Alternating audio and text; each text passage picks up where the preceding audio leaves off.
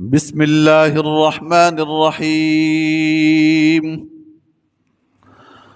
ومن يتق الله يجعل له مخرجا ويرزقه من حيث لا يحتسب ومن يتوكل على الله فهو حسبه আল্লাহ পাক রব্বুল আলামিন বলেন, ও দুনিয়ার মানুষ, ওয়ামান ইয়াত্তাকিল্লাহ ইয়াজআল লাহু মাখরাজা, যে বান্দা আল্লাহকে ভয় করে চলবে, যে বান্দা তাকওয়া অর্জন করবে, তাকওয়া অবলম্বন করবে, যে বান্দা আল্লাহকে ভয় করে করে চলবে, ইয়াজআল লাহু মাখরাজা, আল্লাহ পাক বলেন ওই বান্দার জন্য আমি আল্লাহ যত ধরনের বিপদ তার জন্য দুনিয়াতে আছে সব বিপদগুলোকে আমি আল্লাহ সহজ করে দিব। আমি আল্লাহ তার যত সমস্যা আছে সমস্যার পথ খুলে দিব।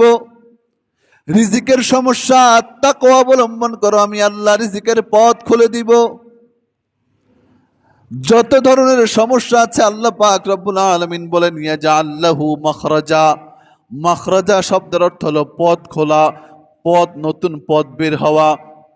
আল্লাহ পাক বলেন ওয়ামান ইয়াত্তাকিল্লাহা ইয়াজআল লাহু মাখরাজা, বান্দারে দুনিয়াতে কত সমস্যায় তুমি ভুগছো, কত সমস্যায় তুমি ভোগে, কত জনের কাছে সমাধানের জন্য যাও, সব দরজায় সমাধানের জন্য ঘুরলা, কিন্তু যেখান থেকে সমস্যার সমাধান ফায়সালা হয় শুধুমাত্র সেই দরজায় নক করলা না। সব জায়গায় ঘোরা শেষ, কিন্তু ফায়সালা হবে যেখান থেকে সেখানেই গেলাম না। এই জন্য আল্লাহ পাক ফায়দা বলে দিচ্ছেন। শুধুমাত্র ঈমানের মতো এভাবে বলছেন না যে বান্দা ঈমান আনো। ঈমান তো হলো আল্লাহকে দেখলাম না, রসুলকে দেখলাম না, জান্নাতকে দেখলাম না, জাহান্নামকে দেখলাম না, তারপরেও আল্লাহর উপরে ঈমান আনতে হবে, তারপরেও নবীর উপরে ঈমান আনতে হবে, জান্নাতের উপরে ঈমান আনতে হবে, জাহান্নামের উপরে ঈমান আনতে হবে।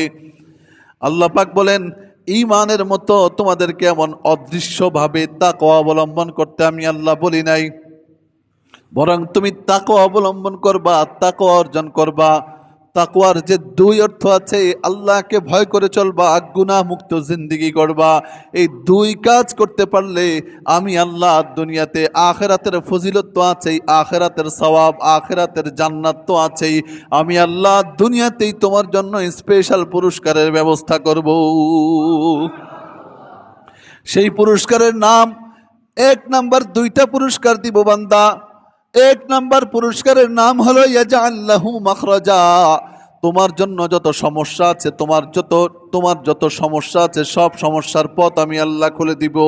দুই নাম্বারের ফজিলত, তাকওয়ার দুই নাম্বারের ফায়দা হলো ওয়ায়ারযুকুহু মিন হাইসু লা ইয়াহতাসিব।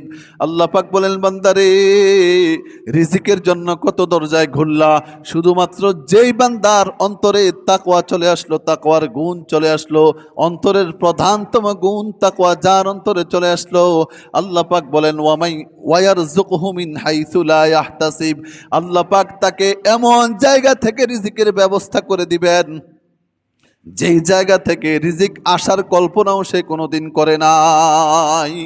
সুবহানাল্লাহ বলবেন না? এমন জায়গা থেকে রিজিকের ব্যবস্থা করে দিবেন, এমন জায়গা থেকে রিজিক পাঠিয়ে দিবেন যেই জায়গা থেকে রিজিক আসার মতো কল্পনাও সে কোনোদিন করে নাই।